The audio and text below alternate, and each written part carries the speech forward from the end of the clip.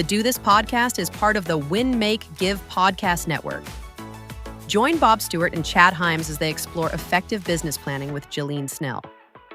Jillene is a pivotal member of the Ben Kinney real estate team and has been instrumental in developing business planning processes for Place.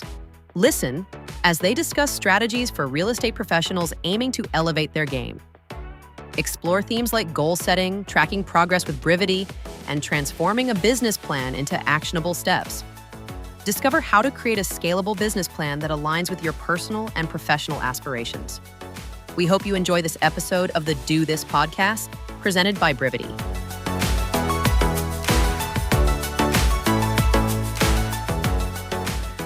Hey. Ooh. Chad Hyams. Bob Stewart. We have one of the few individuals that's been in world longer than you and I. Yeah. Longer than you and I. Like I don't know if anybody else. Is there anybody else? Oh, maybe Aaron. Yeah. No. I predated Aaron. I mean, I wasn't working with Ben when Aaron came on, but I definitely was around before that. Jillene, the first time I ever went up to the office in Bellingham to meet Ben Kinney in person, you were there. You've been, built everything that we have, Brivity, Place, all the stuff you were a massive part of it. So thank you for joining us for the second time on our Do This. Thanks for having me. That's right. And Chad made a comment. You're a little bit echoey, but you're in a brand new building. Ben and team, you bought a brand new building downtown Bellingham. I can see the beautiful kind of Bellingham Bay over your shoulder there. That's pretty cool. Okay, so we're going to talk. No, time out. Okay. You said last week, I get first question. Okay. Jillene, which one of us do you like better? Chad, this is something you Okay, she said Chad. Okay. Yes, I win. It's settled. Sorry, Bob. We'll talk she said Chad. Yay. I didn't hear anything after that. All right, Bob. Jillene, you've been instrumental in kind of laying out and creating structure around the business planning process for Place for 2026.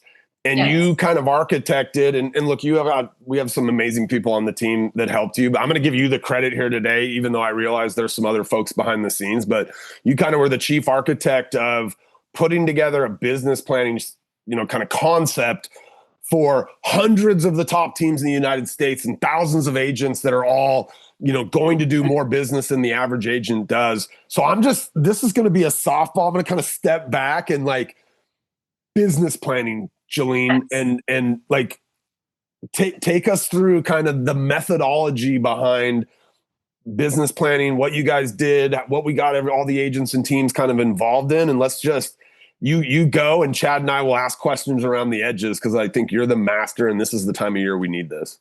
Awesome. It is the time of year. Exactly. This is the business planning season, but we should just address the elephant in the room. The elephant in the room is that when people think about business planning or agents think about it, they can be very intimidated or even just resistant, and because they haven't had a good experience with it before. And why haven't we had great experiences with business planning before is the question. I think because it's probably not simple enough, right? It's not measurable enough. We don't have the tools and the resources. We might not have the coaching and the appreciation and recognition we need around it. There's a lot of different aspects of it. So most agents, they'll do business planning this time of year and they'll never pick up their business plan again, right? Until the following year.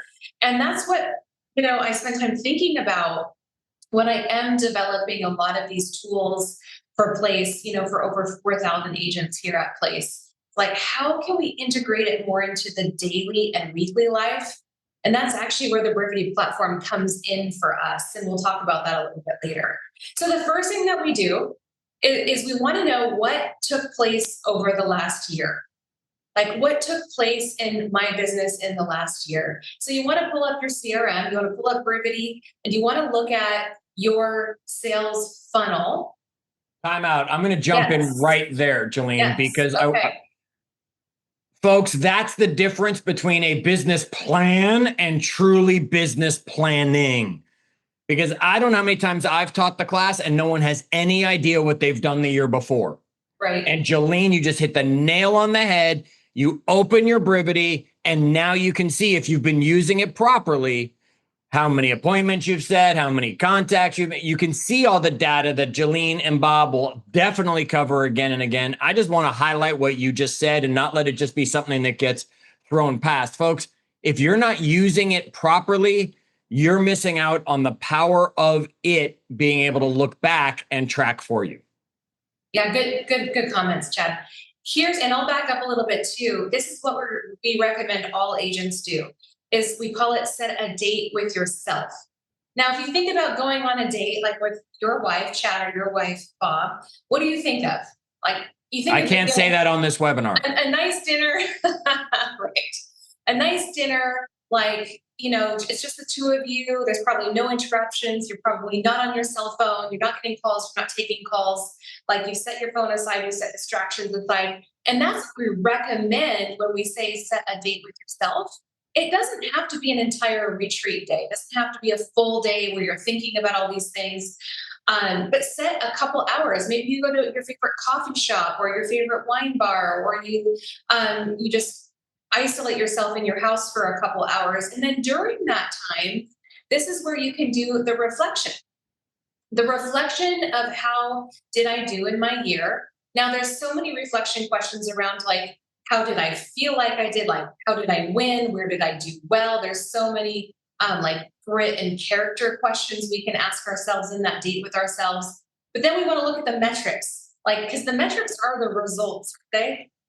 And the results leave clues, and it helps us determine how to better set goals the following year. And that's where Brivity comes in, right? So we have our agents set the state with themselves. They ask themselves these questions about how they did this year, where they might want to improve in their skill set next year. Then we have them go and look at, well, when the rubber met the road, what did I actually do? Starting with phone calls, it's like, how many outreach attempts did I make to clients? How many clients did I actually talk to? Of those that I talked to, how many did I set appointments with? Of those appointments, how many did I hold? Right? And then how many signings took place, like a buyer agency agreement, listing, purchase and sale contract? How many signings took place? And then how many of those resulted in paychecks and closings? That's where the rubber meets the road, right?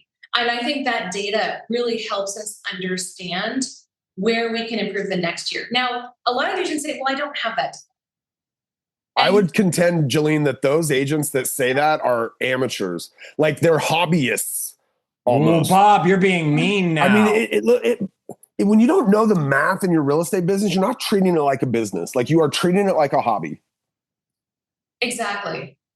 And here at Place, our theme for this year and for business planning and the following year is called Own It.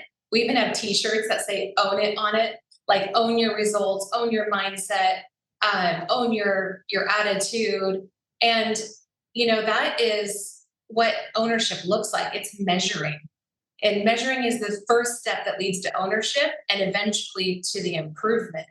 And if you can't take ownership of it, you can't improve it. And I do think that is the first step.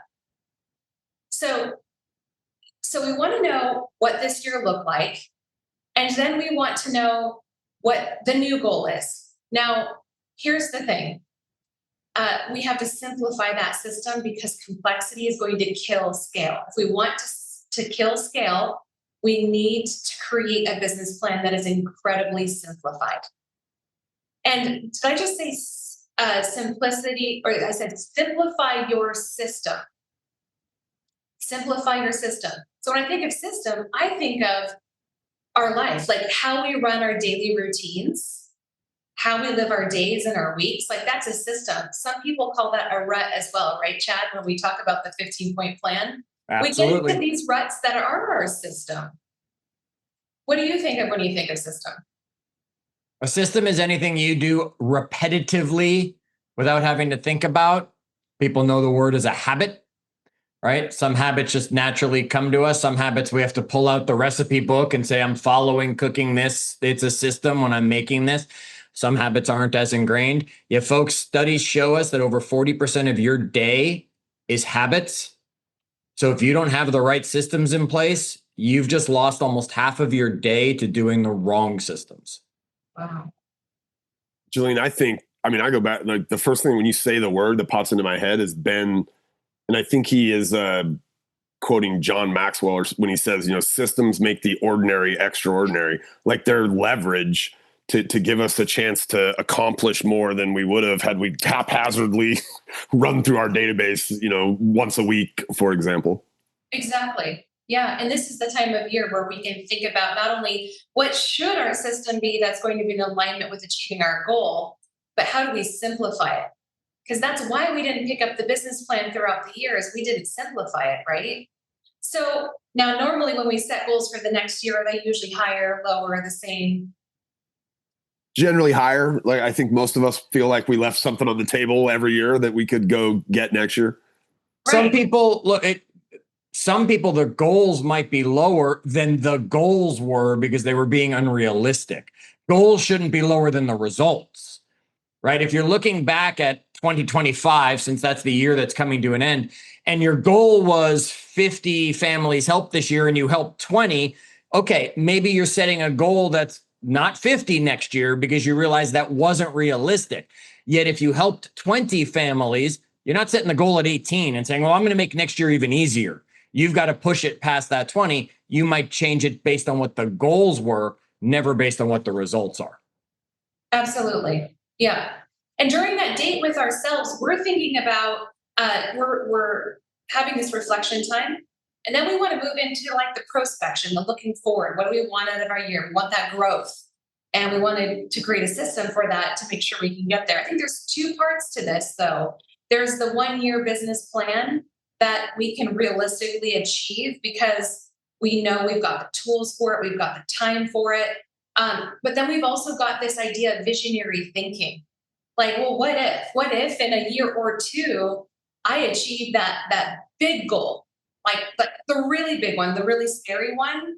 I want to own 5 investment properties or buy my first house or save $100,000 or pay off my debt or whatever it might be for you. Like maybe that's not your visionary thinking. Maybe yours is much, much bigger.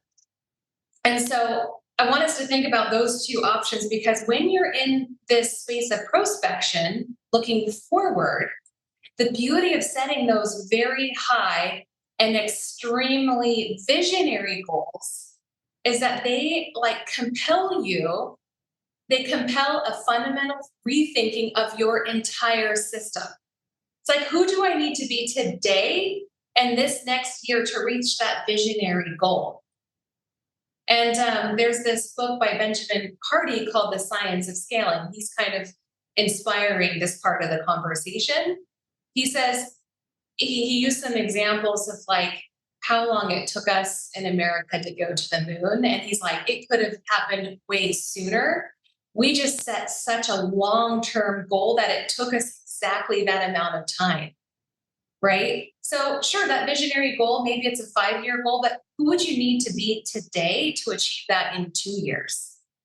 And that is all just part of the business planning system.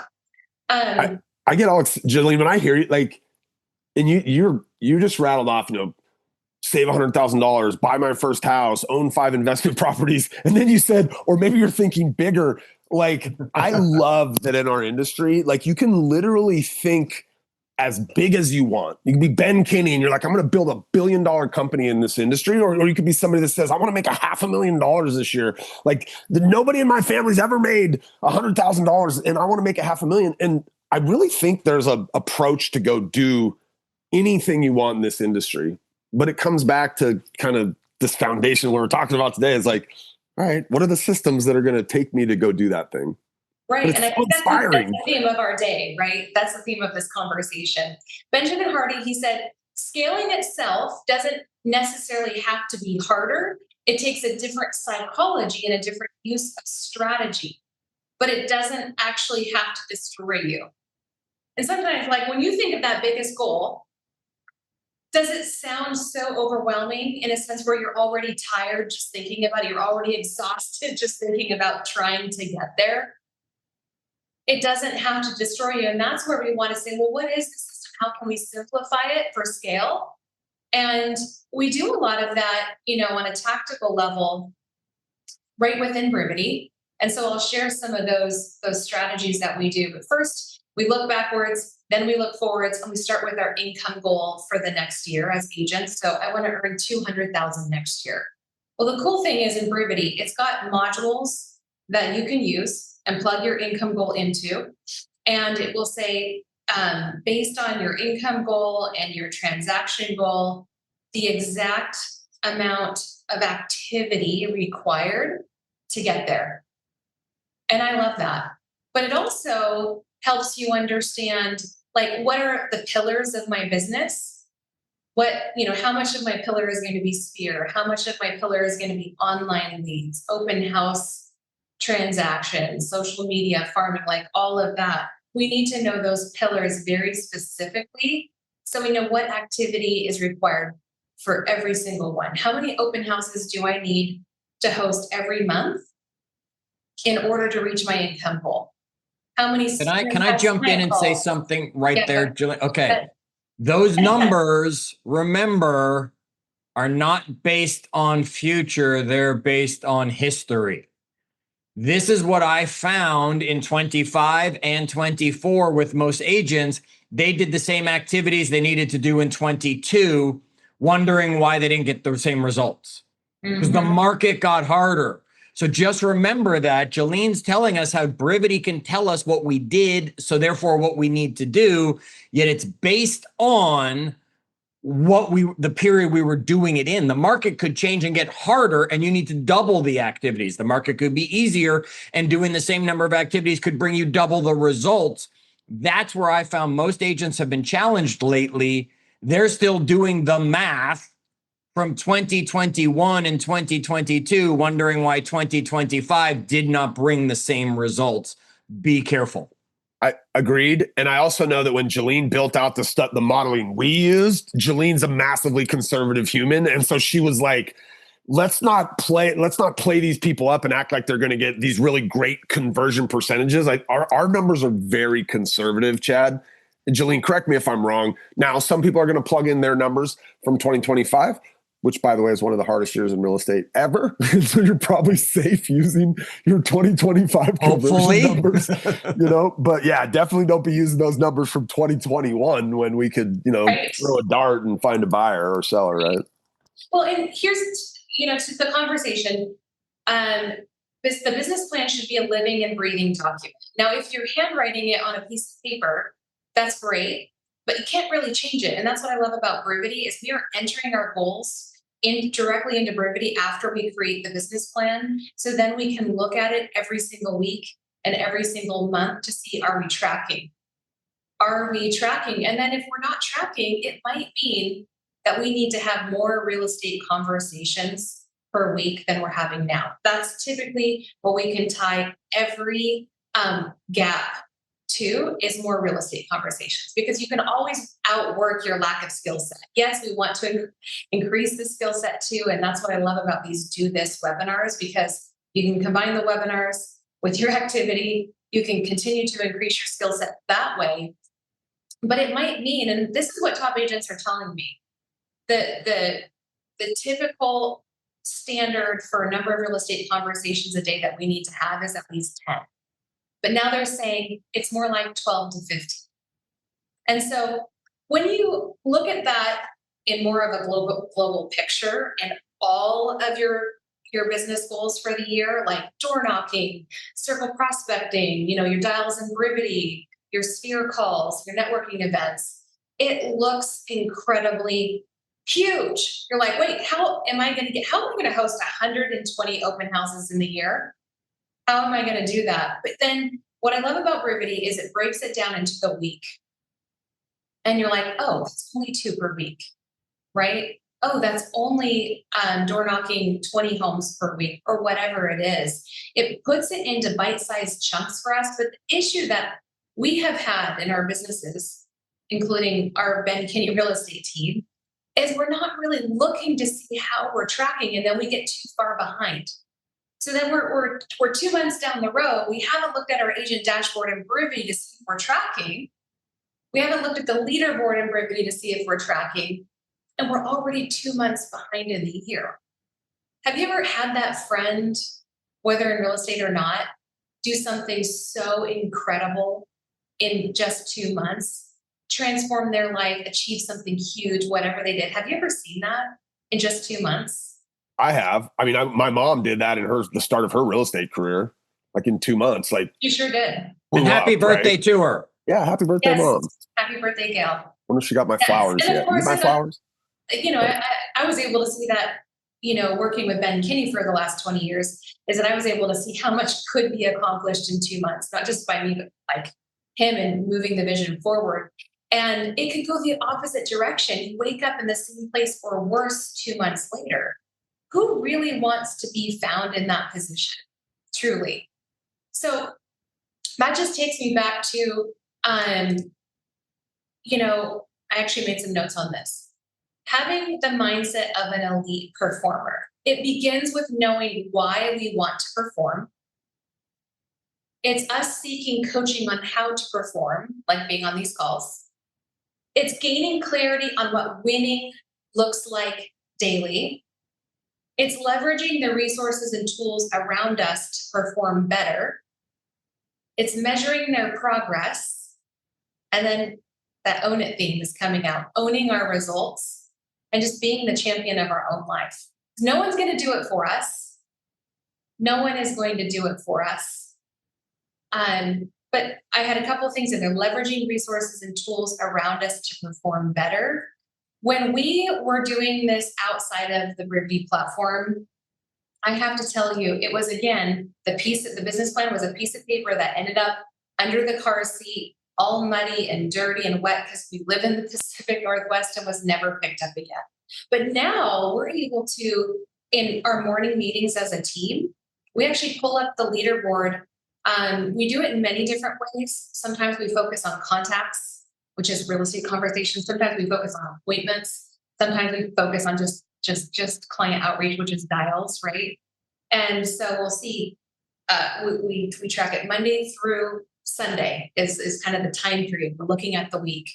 Are we at 40 real estate conversations on Thursday? We look at that together, and it is so fun because we can like high five the people who are actually tracking, or maybe who superseded the goal. Most people don't have a lesser goal than that. Usually it's greater.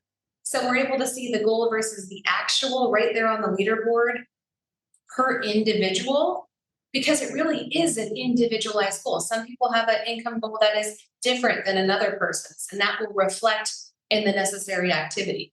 Or maybe someone doesn't have, 60 hours a week to put into real estate, they have 30. So their activity goal is going to look different.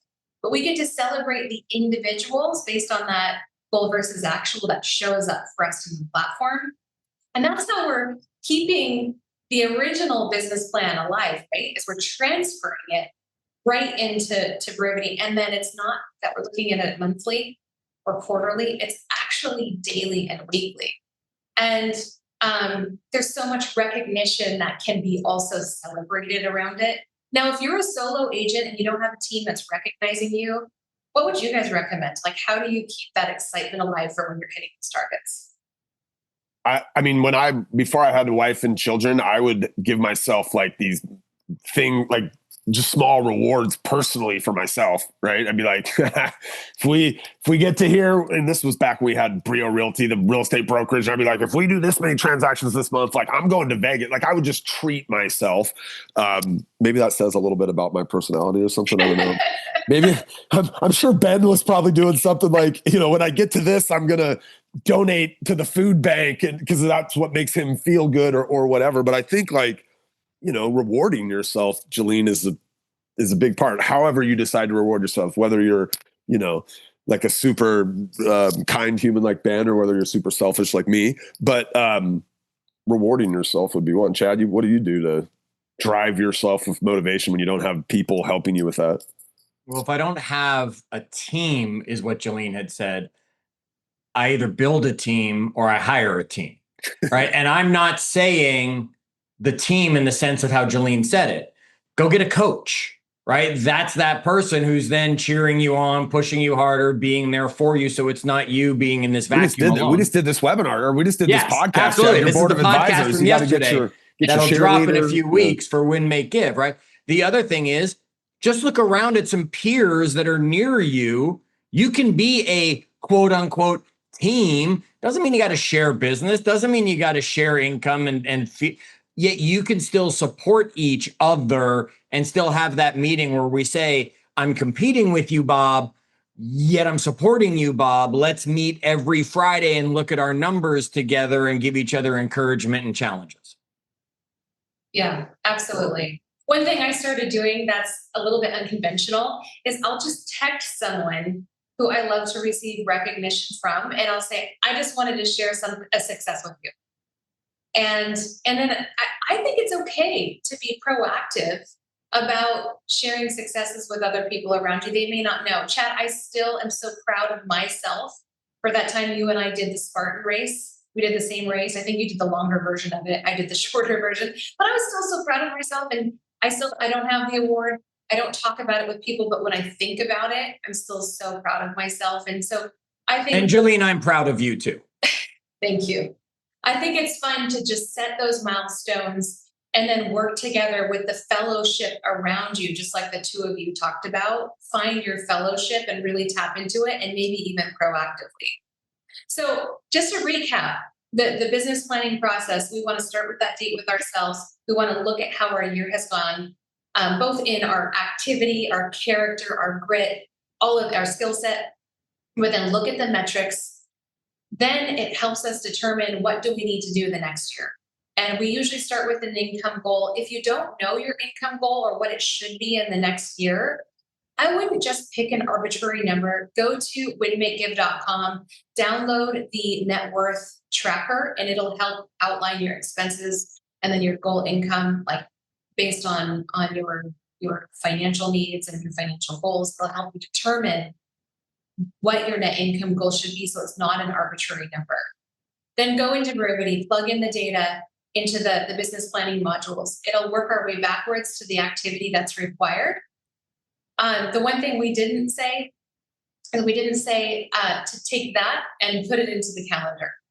But go take that, put it into your daily and weekly calendar, track through Brivity, the leaderboard, the agent dashboard, the dashboard itself. There's so many different ways to look at it within the platform, but you have to schedule 15 minutes to go and just become familiar with it. It can feel a little bit sticky in the beginning. You're like, okay, where do I look for what? Where do I find my sales funnel? What does it mean? But the more you look at it, the more you become, the more you're taking ownership of those metrics. And I promise it will come with time. You just need to make sure you're doing it every week. All right, look, Bob, you're going to wrap it. I'm going to throw one thing in here. One of the things I'm here for, and that's adding these little mindset pieces to it. I'm going to take one thing Jillene said, and audience, this is going to be a huge transformation for you. Once you have set that financial goal, whatever it is, and you have figured out with Brivity that means to do this much income, I need to sell this many houses. Change your verbiage. And when someone asks you your goal, you never again say $200,000. The goal is help 45 families buy, sell, invest in real estate. Because when you stop making it about how much money you're going to make and you start making about how many people you can help, your brain will see everything differently. That's a smart kind of lens shift, Chad. Jillene, thank you for doing this. I will maybe go to my grave believing that real estate is a math equation. Like it really is. And that sales funnel is everything we need. And hobbyists just show up and, they get what they get. And professionals set out, they have a target. They track along the way what they're doing to get to that target. They work on and improve different aspects of that sales funnel, right, Jillene? We've got things like the AI call coach, which a lot of our Brivity are their hands on in the near future. But your team is taking a very systematic approach to going out and building as big of a life as any of those folks want, assuming that they show up and do the work, but they come into the year like knowing what the work's going to be. Brivity helps them break it down into weekly chunks so it doesn't feel overwhelming. Thank you so much. Like, you've had so much value. You've been here since day one, just always adding value. And now you get a chance to kind of bring this methodology to thousands of our agents at place and hundreds of teams and kind of lead them through this, this really what's possible in my life type of an exercise. Right. And so it's really cool. And thank you for your time today. Thank you for having me. I hope everyone has such an amazing next year. You guys have an awesome week. Jillene, thanks for joining us. We'll see you guys back here next week. Chad, we'll do it again. Okay. You got it.